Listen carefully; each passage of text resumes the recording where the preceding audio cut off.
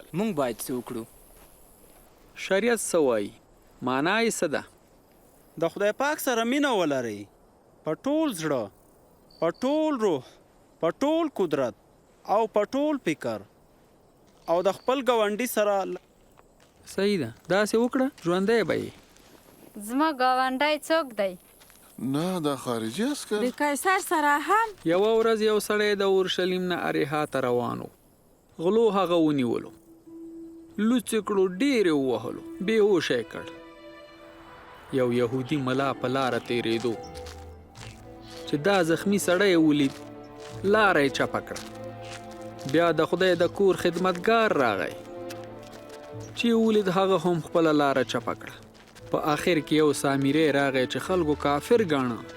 کله یې چې دا بیچاره ولید نو زړه یې پرې ډېر وسوځېد. سامری زخمی ته ورغی، په زخمونو یې ملهم ولګولو او ویې تړلو.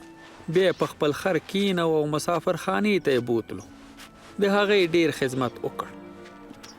بله ورځ یې د مسافرخانې مالک ته پیسې ورکړې. ورته یې وویل د دې سړي ښه خدمت وکړه. کله چې بیا راغلم نورې پیسې به هم درکړم. د دې دریو کسانو څخه کوم یو د هغه زخمی سړي ګاونډی و؟ څوک چې په هغه مهربانه وه. ته هم باید داسې وکړې.